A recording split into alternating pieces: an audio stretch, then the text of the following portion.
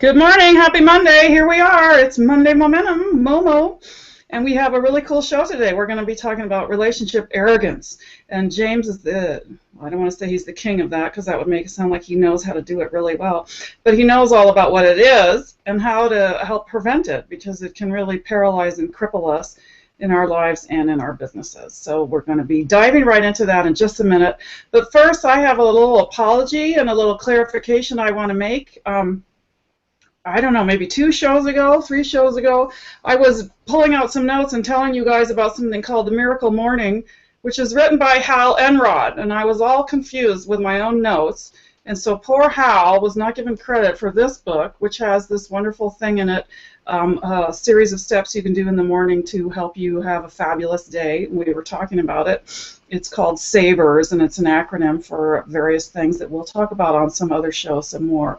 But Hal, if you're out there, I figured it out. I want to apologize to you, and I am going to read the rest of this before we talk more about it. What I did by mistake is tell you guys that it was Eric Wagner who had gotten credit for this. So actually there are 2 different people, 2 different books that were recommended to me by someone amazing, and I'll read them both because that's what I do, as you can tell, and talk to you more about it. But meanwhile, Hal is the guy that did Savers and Walk Through Fire, which is Eric Wagner did something else. It's a daily sort of, not devotional, but a daily little spiel that you can read every day if you're an entrepreneur every day. So I'll tell you guys more about that later. Just wanted to clarify, it's sort of like a newspaper. You have to post corrections once in a while. And now, James, if you're ready, Linda, why don't you just say hi, and then you can ask him, James, what the heck is relationship arrogance anyway? Well, good morning, Linda Kay here. And, when I first saw the topic, relationship arrogance, I wasn't familiar with it, and I'm assuming that it's just the opposite of building relationships. And, James, I suppose you're going to tell us if I'm right. Well, good morning and happy Monday. Monday. I'm happy to be here. I'm happy to be healthy. My wife was on the couch, and I was Mr. and Mrs. Mom all weekend with the kids because we're getting slammed with all of the illnesses going around. So I wish everybody out there a happy, healthy week. And relationship arrogance, let me read this real quick. Relationship arrogance. The definition of a relationship arrogance is prioritizing relationships based on forecasted return on investment. So that means you walk into a room, you see 10 people, and you pick 3 that you want to invest your time in, and you ignore the rest. And sometimes that's just the case of conversation, but sometimes that is an intentional decision. And often that intentional decision is something that's going to probably hurt you in the long run. And the reason that is because you never know who is really going to be there to help you grow your business. And it's real easy to look at the person at the front desk, and you're wanting to talk to the boss, you're wanting to get to the decision maker, and so you don't treat the person behind that desk in the front office the way you would treat the CEO. And so you really, in relationship arrogance, you look at all individuals as a CEO, and you don't assume that you're not going to be served or have a good experience in that relationship. Fabulous. Thanks for the definition, and I'll poke at you a little bit because I don't understand, for me personally, what's the difference between arrogance and relationship arrogance. They sound the same. Being arrogant is sort of assuming that you're superior, and at least that's what it means to me, and that's what you are carrying into a room if that's how you decide to treat people, that only some people here have value for me and the rest don't. And somehow I know that when I don't even know who they are or what they have to offer. Is it something that you've, would, number one, differentiate from just regular old arrogance in a more concise way? And if not, that's fine, I'm just curious. But how about an experience that you've had with it, or negative or positive, that where you've met or didn't meet someone because of the way you, in your mind ahead of time, classified them beforehand? Is there something you'd like to share about that, James? Sure.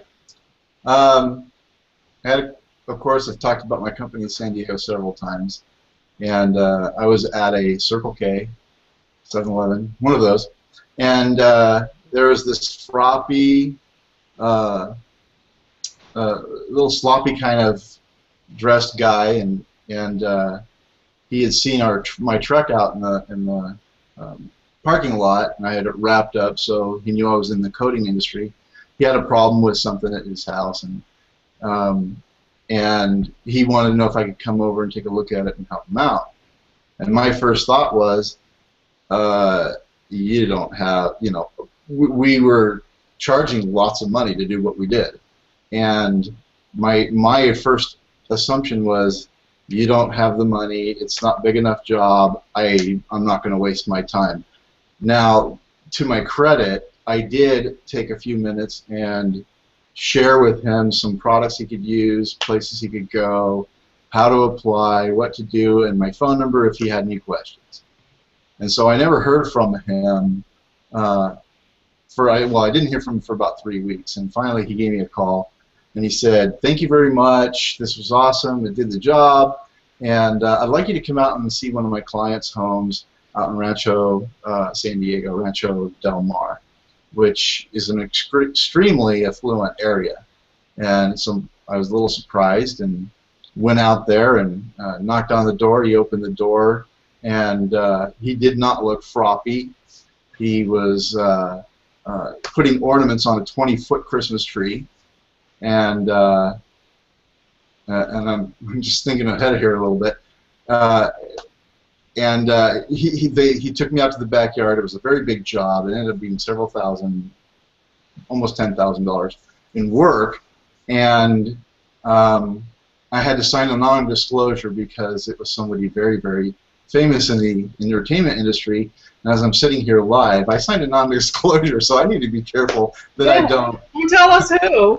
I shared who that was with you, Sarah, but well, I won't say anything. I think on live TV or live hangout, I'll refrain. But if you ever see MTV Cribs, and Come on, that's enough. Don't give it away. One of the artists, you'll see my work, and so I assumed this guy was not worth my time. Yeah. It turned out to lead to very, very many good and fruitful jobs. So shame on me, but luckily, I did just enough to make him happy, and he called me back. But that's the exception, not the rule. Well, and it's a great story, and I imagine that if you had been the opposite, for instance, if somehow you knew who he was, or he wasn't dressed sort of sloppily when you first met him, he would be receiving the other end, perhaps. No, not from you, but from someone else. The other kind of relationship arrogance, which is, oh, I know who this is, and I'm going to, like, kiss his ass. I'm going to do everything I can to get next to him so that I can, leverage what I'm assuming his relationship could bring me in terms of business. So, put that in the back of your mind, everyone that's viewing, that if you are out there assuming you know what people can offer you, it can bite you both ways. You'll perhaps turn off or ignore people that have huge benefit for you, and vice versa. You will turn off the people that you're schmoozing. They don't want to be treated that way either, because in the end, all of us are actually human beings, and we all have equal value, and we all actually, in our hearts, know it. And we know it when somebody's treating us that way. We might not quite know what it is, but we know there's something off, and we don't want to be around it. So, yay for you, James. You didn't know what it was called, and you didn't quite know what you were, deliberately or indeliberately doing, but you knew he was valuable enough that you weren't going to just blow him off, because he's a person. He's human. And everybody that comes into our lives, no matter what, came to offer something, and it's just up to us to figure out what it is. And, of course, we always have something to offer them as well. So there's my preaching for the day. What else would you like to tell us? Or, Linda, perhaps, do you have a question? Well, when James first started telling the story, I was thinking back to the original airing of, what is it, Britain's Got Talent, where Susan Boyle came on, and she was just this frumpy older woman. Yeah. Simon's laughing, and nobody's taking her seriously, and then she opens her mouth, and the voices of angels come out. So when we prejudge people based on how they're dressed, what they look like, we could be dead wrong. So yeah, there's a really awesome video I wanted to pull up. I've got a couple here. Does it flip into me? It's not doing that when I'm flipping it to you. You're showing now. It's different on this browser, I guess. But there's a story about this lady who goes to one of the most posh hotels in New York, and she's wanting to talk to somebody about her daughter's wedding, and 3 of the salespeople kind of say, this person is way out of their league. The manager, out of a courtesy, went and spoke to this lady, and turns out she was from India. Turns out her daughter was marrying a prince. They literally booked the entire hotel for a week. They had the street closed off so that he could come down on his white horse in a horse-drawn carriage, and it turned into 4 or 5 other weddings like that. And when you look, and there's a really cool video about it, but I couldn't find that one. But it really is not judging a book by its cover. What are you laughing at me? I'm laughing at how you're telling us all about this video that now we can't see. But I know you're going to find the link, and we're going to post it on the website later.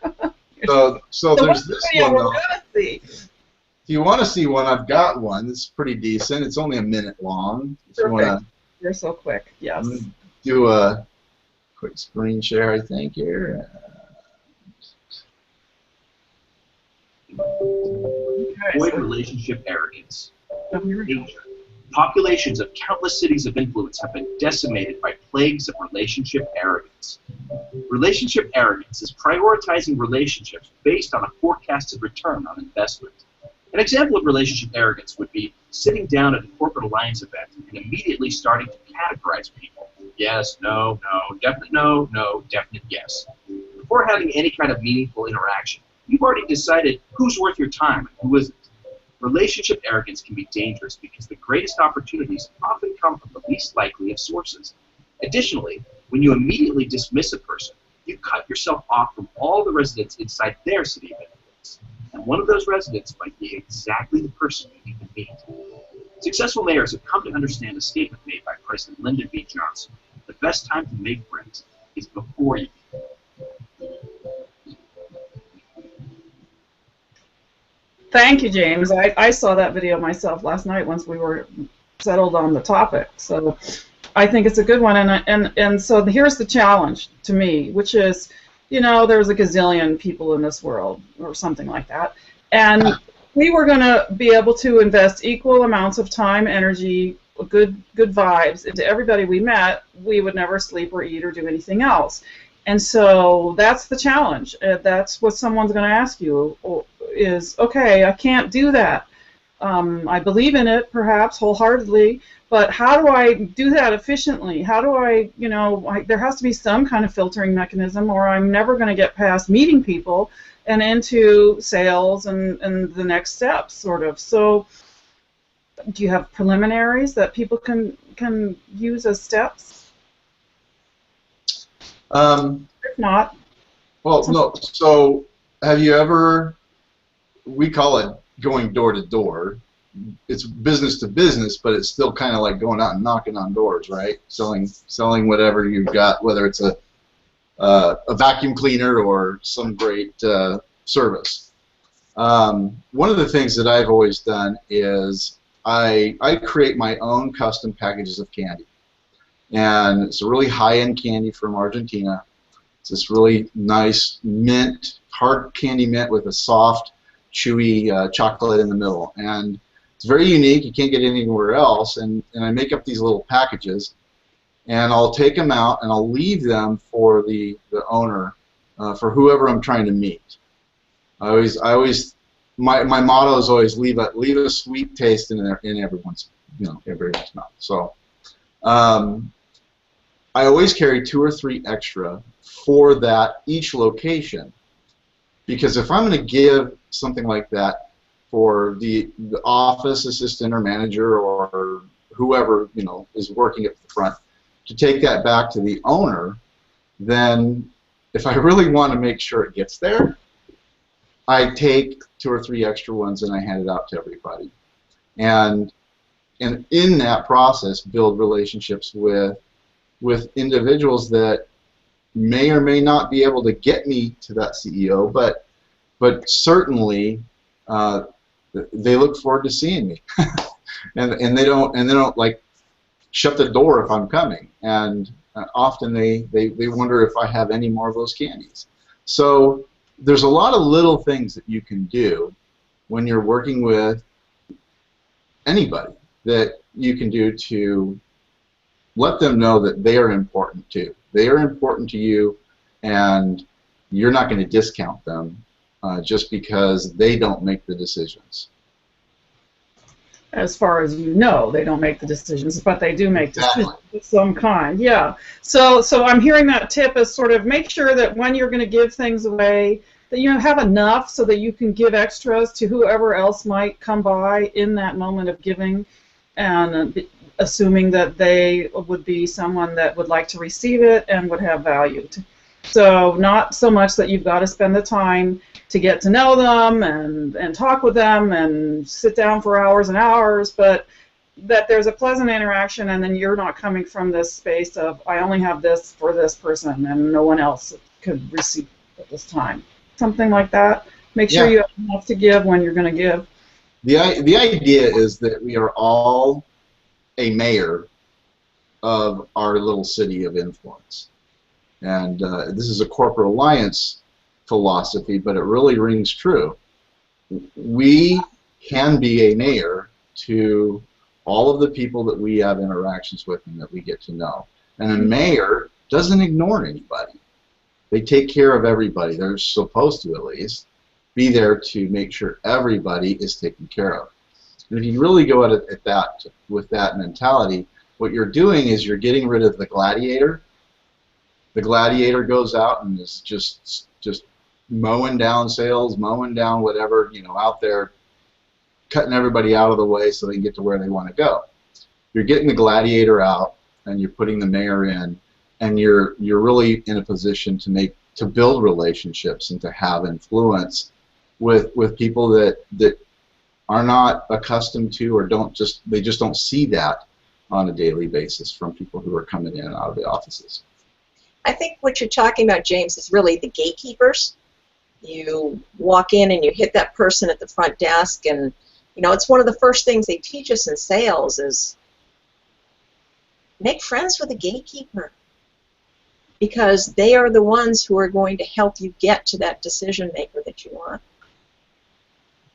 Yeah, and it's also just plain old the golden rule. Treat everybody the way you would like to be treated. You just never know, and why not do it anyway? Even who cares? If that person walks away from you feeling better because of the fact that they interacted with you, the next person they interact with is going to get the benefit of that, if nothing else. And that might be their child or their spouse or someone else that's really needing a nice interaction themselves. So you just never know, and it's hard for me to believe that I think it all comes back to you in the end. And when we talk about this relationship arrogance, one of the things that it brought to mind for me was when I ran for office. I'm lucky enough, I think, to speak Spanish and to have worked for years and years with the Spanish-speaking community in our town. And there is a certain, I think, arrogance among others around who think that community is not worth spending any time with or cultivating in any way, shape, or form. And an example of that is just the simple, when you run for office, do you have to publish a little statement saying who you are and what you're doing and why you should vote for me. And they ask you, do you want to have this translated into Spanish? And I said, well, of course I do. Well, some candidates don't bother. They just don't bother. And that to me is appalling, actually.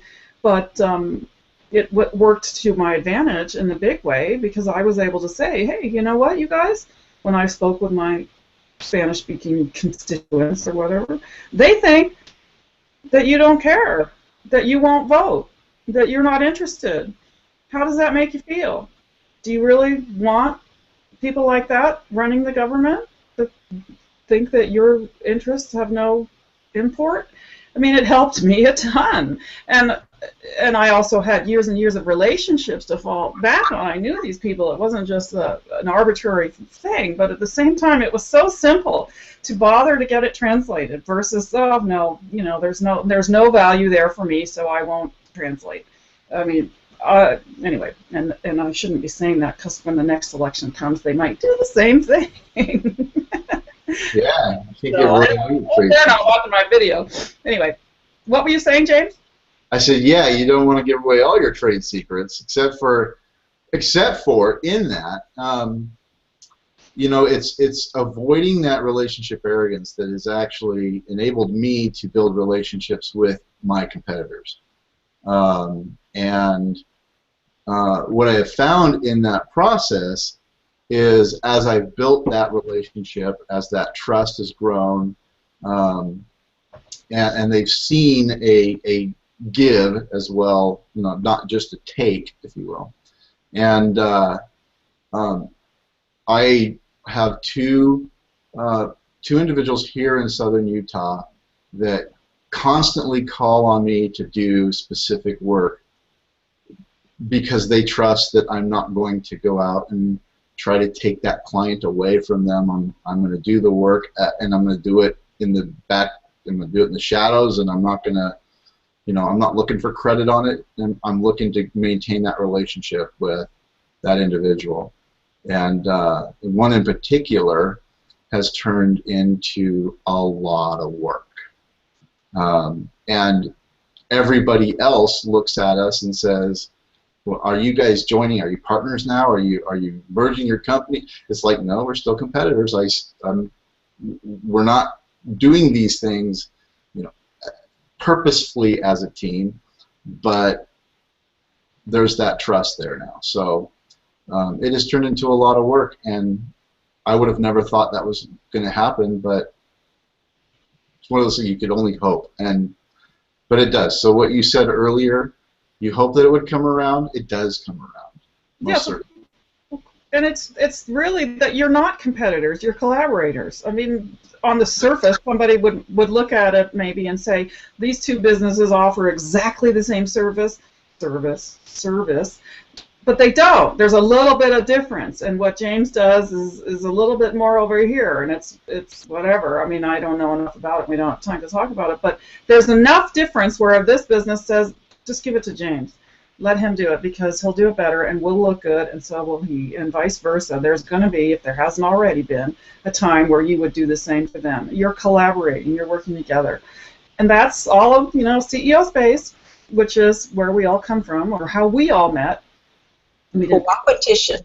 Yeah, so you guys aren't competitors. You're just seen that way in the world, because that's the way a lot of the people in the world see all relationships, that it's, if I don't get it, that means someone else did. There's not enough for all of us. We can't all prosper. Versus the belief that, there is enough for everyone, and there is a way for all of us to get what we want and what we need, because there's plenty. So at that, we're almost out of time. A couple minutes left, and I'm happy to have brought up CEO Space, and it wasn't on purpose, but it's a perfect segue, because next week that's where we're going to be. And we'll be broadcasting from there and telling you guys all about what's happening there. So that'll be the topic, and you'll be able to see us trying desperately to broadcast from our phones or whatever we'll be doing, because sometimes it's a challenge when we travel. So before we check out, is there one last thing you would like to throw in there, James? I know I've forgotten his name. You have a good associate who is going to come in and tell us more about relationship arrogance when we can get him on the broadcast. So he'll give us more tips and tricks for those of you out there who would like to know more. Why don't you tell us a little bit about that and then pass it to Linda? So Paul Hatch is the, I guess you would say, the franchise owner of Corporate Alliance here in southern Utah. Corporate Alliance is statewide in Utah, and it really does what a lot of your networking groups, including your chambers and everything else, it does a lot for businesses that aren't traditionally done through those other groups, and so it's really been successful here. So Paul's awesome. Paul Hatch, we'll have him on here in a few weeks. And the one thing I think I wanted to kind of lead with, it wasn't until I really embraced this philosophy as a conscious effort and a conscious part of my character, my personality, my day, my work, that I finally came to a point where I call several people colleagues. I never used that word ever in my life, and yet all of a sudden I feel like when I mention them or I talk about them, I really am referring to a colleague. And that really only comes when there is a genuine relationship and a genuine give and take, where, like you said, there's things that I do that I can do faster. I don't know about better, but I do it pretty good. But that they have decided they would rather focus their time on other things. And so when you collaborate and you grow those relationships, you find out where the strengths and the weaknesses are, and you can make up the difference for each other. And so that's really important. And so thank you for listening to me blather this morning, and I hope everybody has an awesome week. And go ahead and take it from there. All right. So one of the things that I've done for years now is really embrace my competitors. I offer a white label service.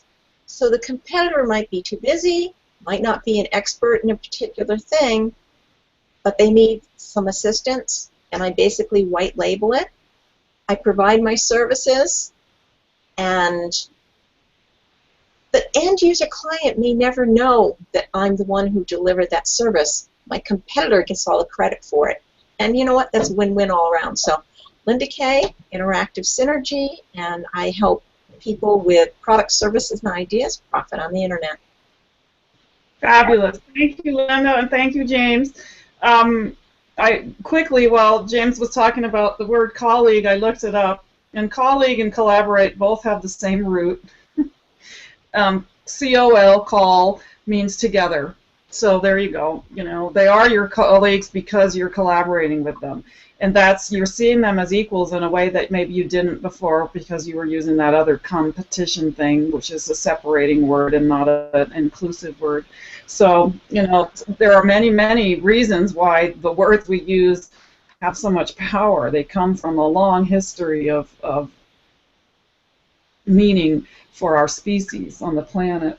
And I just want to add that if you can let go, in my opinion, if you can let go of having to have credit for everything that you do versus just wanting to see that it gets created and that it's out there, and just when you have an idea, sometimes you don't have time. You know, you're busy pursuing whatever, and then suddenly you get an idea for a great product or a new business or a new service that you would love to see appear in the world. If you can let go of, oh, I have to make that happen so that I look good and people know who did it and I can get all the money for it or whatever, if you can let go of all that and just go, wow, well, that would be really great and I would love to see that happen. I have seen many things appear in the world that where I'm like, oh, I had that idea once. And instead of being like, dang, I wish I had done something because now I'd be rich, it's, wow, it's really cool. I'm so powerful. All I had to do was think of it and let it go, and now it exists. So sometimes, if you let it, you can make magical things happen just by not needing to take to get the applause. And I'll just throw that out you for another, ooh, wow, that's kind of woo-woo, but Sarah's that way, so here we go. We're all done. We're overtime. Thank you for joining us for Monday Momentum. We love seeing you every week. We're here to give you a shot of inspiration and motivation and some new ideas to think about. And now it's time for you to get to work. So get back out there, do whatever you need to do. If it's a home office and you're working from home like us, then don't let yourself get distracted anymore. Get to it so that you can slide in to home base on Friday feeling really good about what you did. If you're looking for us, you can find me at MondayMondayMomentum.com, and you can also track James and Linda down there as well. Please hook up with us, like us and love us, and subscribe to us. Send us your questions. Tell us what you'd like to hear about. If you want to be on our show, tell us that. We'd love to hear from you, and we love you, and we know you can do it. So go out there and rock. We'll see you next Monday. Bye.